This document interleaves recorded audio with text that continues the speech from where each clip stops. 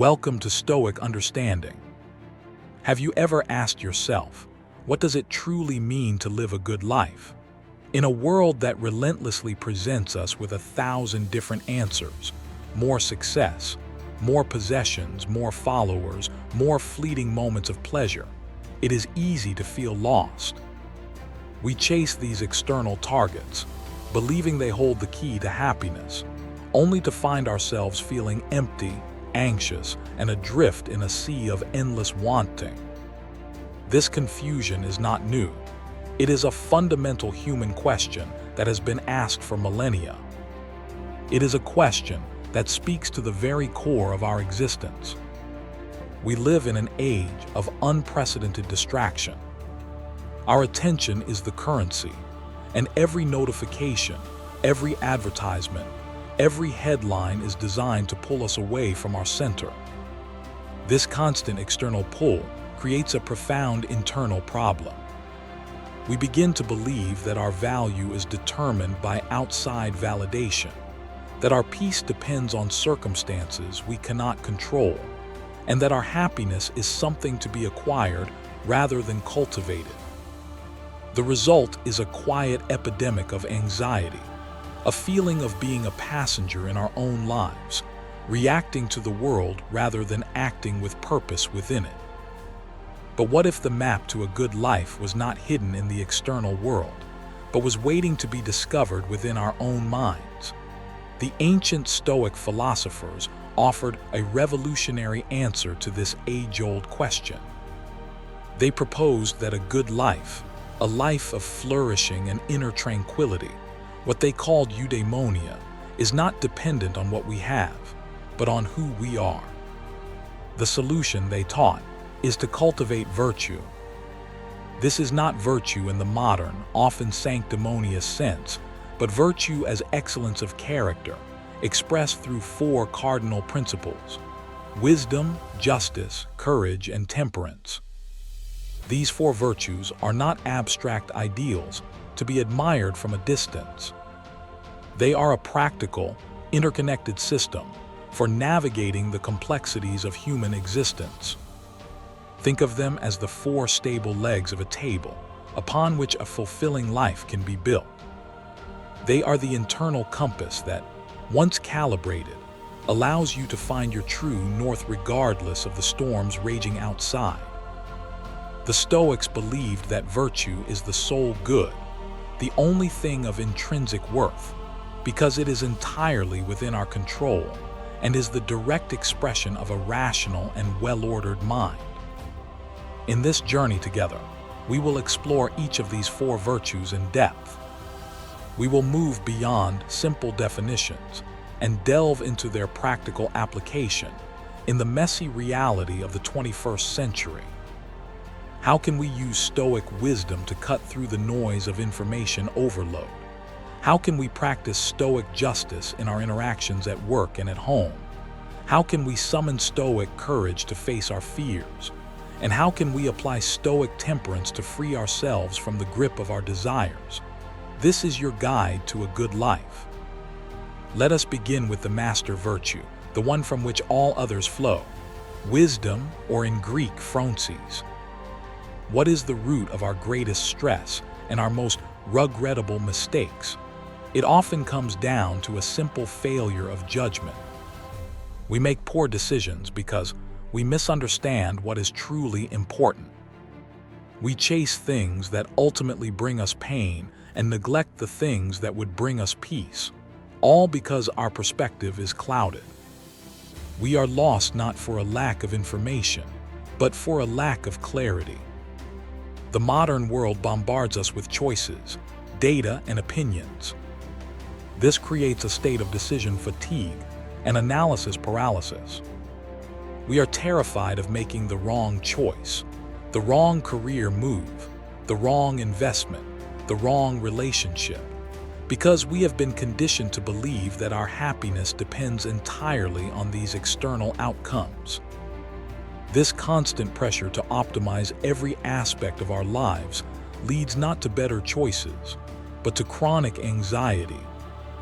We are paralyzed by a fog of our own making, unable to see the path forward because we are trying to see every possible path at once. Stoic wisdom is the knife that cuts through this fog.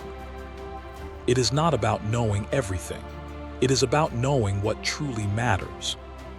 The Stoic definition of wisdom is profound in its simplicity. It is the knowledge of what is good, what is bad, and what is indifferent. For the Stoics, the only true good is virtue. The only true bad is vice, or the corruption of our character. Everything else, health, wealth, reputation, pain, pleasure, life, and death, falls into the category of indifference. They are not inherently good or bad. They are merely raw material for our virtue to act upon. The most practical application of this wisdom is the exercise known as the dichotomy of control, famously articulated by Epictetus. To practice this, you must relentlessly, in every situation, separate what is within your control from what is not. Your thoughts, your judgments, your choices, your action, these are up to you. The results of your actions, the opinions of others, the state of the economy, the weather, these are not. True wisdom is focusing every ounce of your energy on the former and accepting the latter with equanimity. This isn't passive resignation. It is a strategic allocation of your most precious resource, your attention. Let's make this tangible. You have a critical presentation at work. The uncontrolled variables are numerous. Your boss's mood, technical glitches, your colleagues' reactions. Worrying about these is a waste of energy. The controlled variables are your preparation, the clarity of your message, the effort you put into practicing, and the mindset you bring into the room. A wise person dedicates themselves completely to their preparation and performance, and then accepts the outcome, whatever it may be, as something beyond their power. This practice, repeated daily, is a powerful form of mental training. Another tool for cultivating wisdom is the practice of journaling, as exemplified by Marcus Aurelius in his Meditations. Each morning, prepare yourself for the day ahead by contemplating the challenges you might face, not to create anxiety, but to rehearse your virtuous response. Each evening, reflect on your day. Where did I act in accordance with my principles? Where did I fall short? What did I learn? This is not about self-criticism. It is about self-correction. The journal becomes a mirror for your mind, allowing you to observe your own patterns of thought and behavior with clarity and objectivity. A third practice is what the Stoics called the view from above. When you feel overwhelmed by a personal problem, a conflict, or an anxiety, practice this meditation. In your mind's eye, zoom out from your immediate situation. See yourself in your room, then your house in your city on the continent on the earth as a small sphere in the vastness of our solar system, and our solar system as a tiny speck in the Milky Way galaxy. From this cosmic perspective, how significant is the slight you suffered? How monumental is the mistake you made? This exercise doesn't diminish your life. It right-sizes your problems, restoring a sense of perspective and calm. The transformation that occurs when you begin to live with Stoic wisdom is a profound shift from chaos to clarity. The constant noise of anxiety begins to fade, replaced by a quiet confidence. You stop wasting energy on things you cannot change, which frees up an immense amount of mental and emotional resources to focus on what you can. You make better, more rational decisions because your judgment is no longer clouded by fear or desire. You become a stable, reliable presence for yourself and for others, a lighthouse in the storm rather than a ship tossed by the waves. The Stoic reminder for wisdom is this: the chief task in life is simply this: to identify and separate matters so that I can say clearly to myself which are externals not under my control, and which have to do with the choices I actually control. Where then do I look for good and evil? Not to uncontrollable externals, but within myself to the choices that are my own. This quote from Epictetus is not just a piece of advice. It is a lifelong operating manual for a tranquil mind. Now let us turn to the second virtue, justice or dikaiosune. What is the source of our deepest conflicts and societal division? It often stems from a failure to see ourselves in others. We operate from a place of self-interest, viewing the world as a zero-sum game where another's gain must be our loss. We build walls between us and them, forgetting the fundamental truth of our shared humanity. This leads to bitterness, resentment, and a breakdown of the trust that holds communities together. In our modern lives, this problem manifests as tribalism, online outrage, and a pervasive sense of unfairness. We feel slighted when we are not recognized. We feel cheated when others succeed through means we deem unjust. And we feel isolated within our own echo chambers. We gossip, we judge, and we often fail to act with kindness and integrity because we are too focused on protecting our own ego or advancing our own agenda. This narrow perspective robs us of a sense of purpose and connection, leaving us feeling fundamentally alone, even when surrounded by people. Stoic justice is the antidote to this isolation. It is perhaps the most misunderstood of the virtues. It is not about laws or punishment. It is about recognizing that we are all parts of a single, interconnected whole, a cosmic community. The Stoic concept of sympatheia teaches that all things are interwoven with each other. Therefore, to harm another is, in a very real sense, to harm oneself. Marcus Aurelius constantly reminded himself that what is not good for the beehive is not good for the bee. Stoic justice is the application of this understanding, acting with fairness, kindness, and integrity towards our fellow human beings, simply because it is the right thing to do. The practical application of justice begins with an exercise in perspective called hierarchical circle. Imagine a series of concentric circles around you. The innermost circle is your own mind. The next contains your immediate family. The next, your extended family. Then your neighbors, your fellow citizens, and finally, all of humanity. The Stoic task is to consciously work on pulling these outer circles inward, to extend the same care and concern you have for your family to your community, and ultimately to everyone. This is not about feeling the same emotional attachment, but about recognizing a shared duty. In your daily life, this means looking for opportunities to act for the common good. It can be as simple as letting another driver merge into traffic, listening patiently to a colleague without interrupting, or offering help to a neighbor.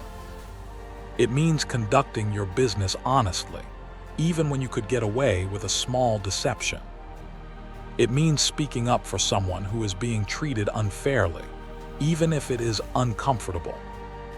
It is about choosing cooperation over conflict and empathy over judgment in every interaction. Justice is a muscle that grows stronger with every small, deliberate act of fairness. Another powerful application is to practice seeing the good, or at least the understandable, in others.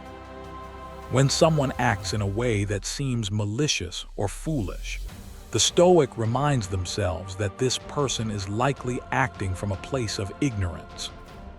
As Seneca said, they are mistaken about what is good and bad. They believe their actions will bring them happiness. Instead of responding with anger, we can respond with pity or with a calm attempt to understand.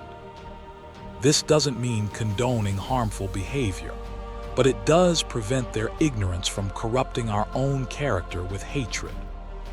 The transformation that comes from practicing Stoic justice is a profound sense of connection and purpose.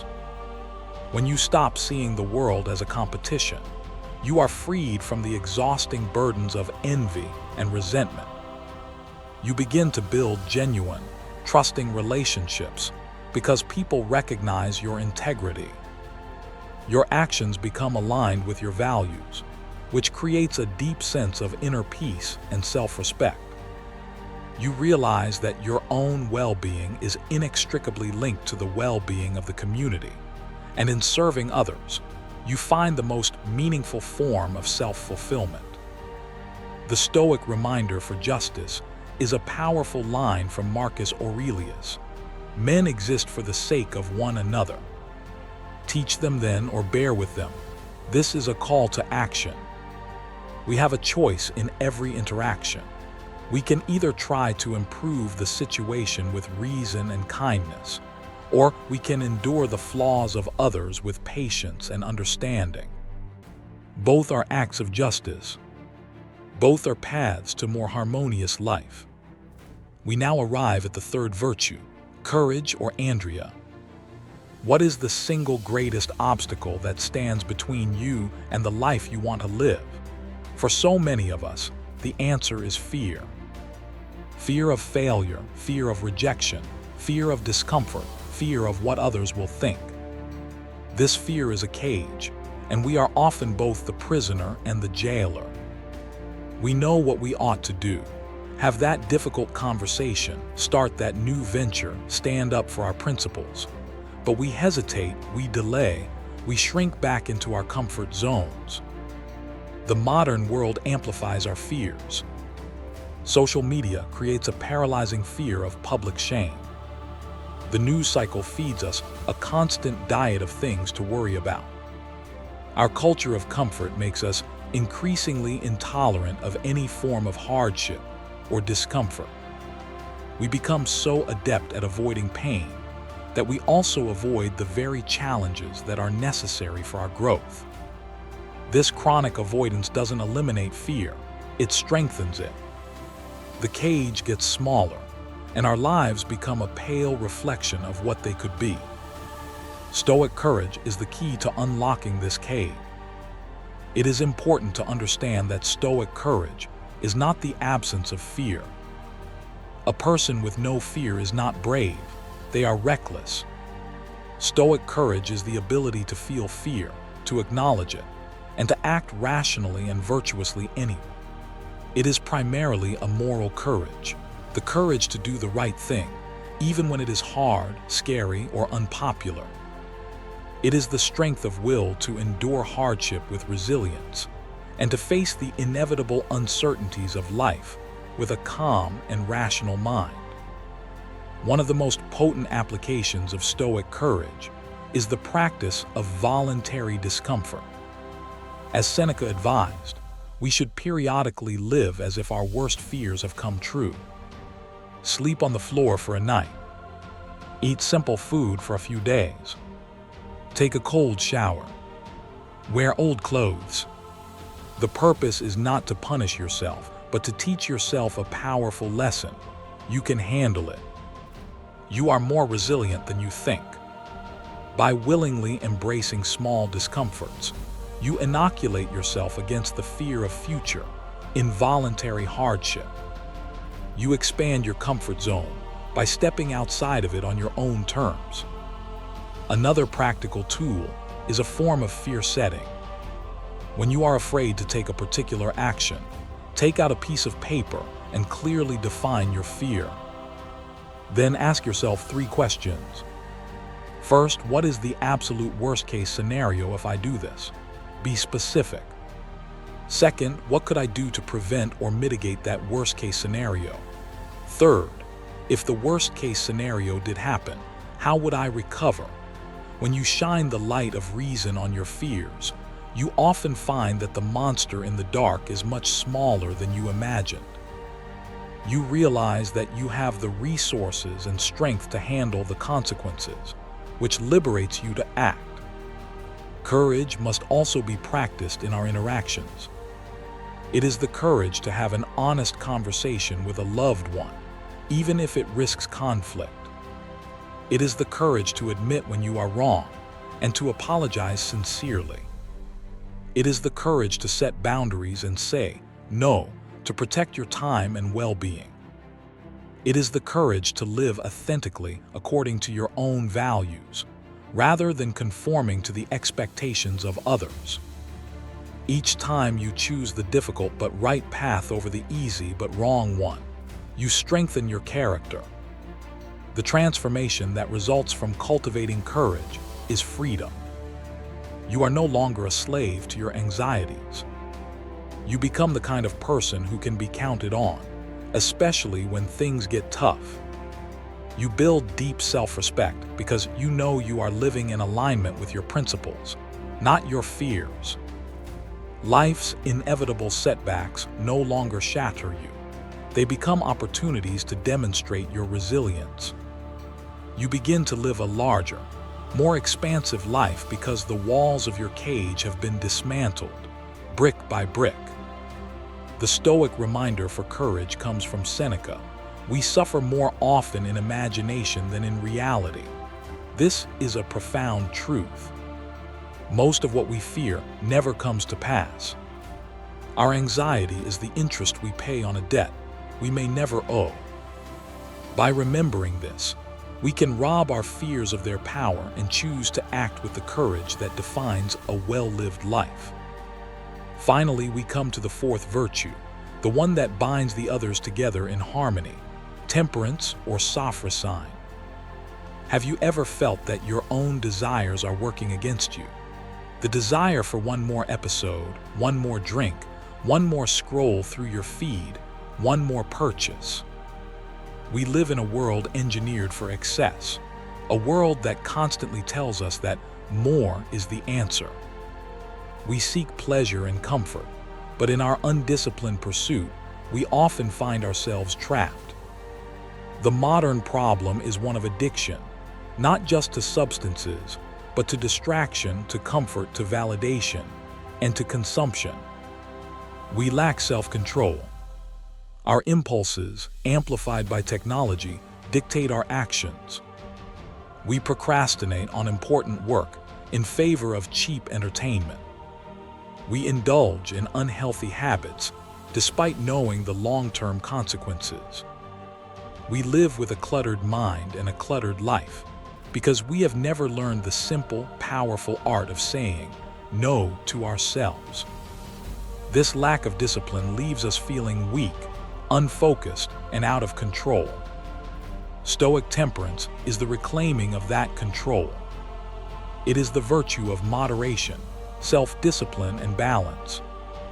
It is not about ascetic self-denial or rejecting all pleasure.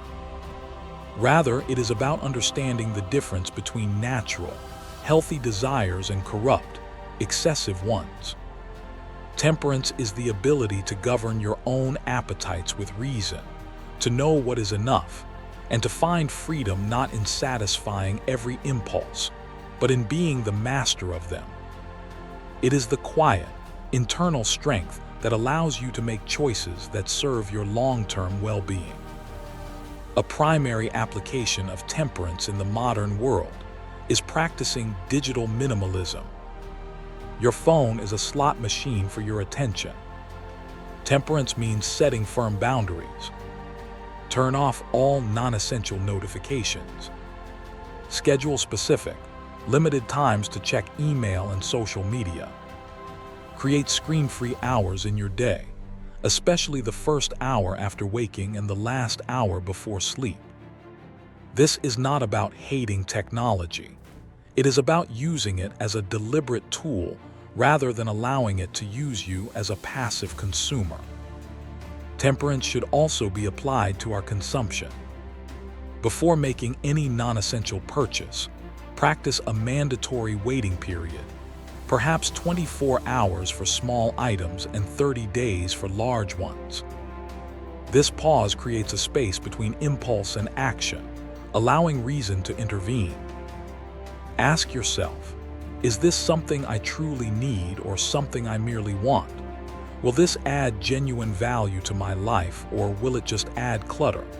Often, you will find the desire fades, and you have saved not just your money, but your mental space. This virtue also extends to our physical well-being.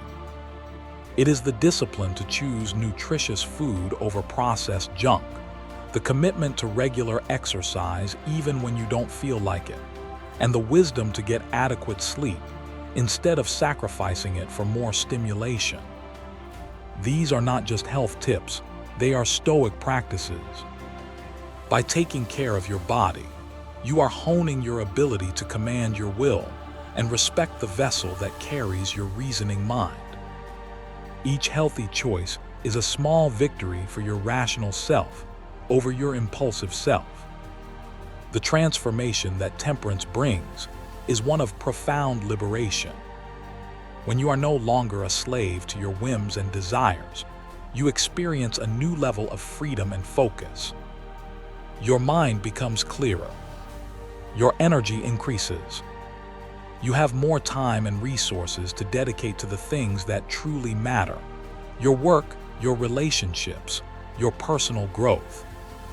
You develop an inner solidity and a quiet confidence that comes from knowing you are in command of yourself. You discover the elegant joy of simplicity.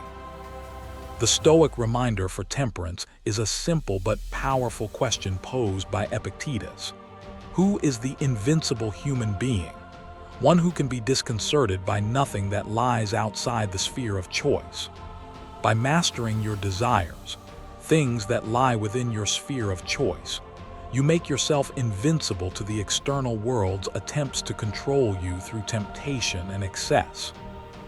True wealth is not having a lot, but wanting little.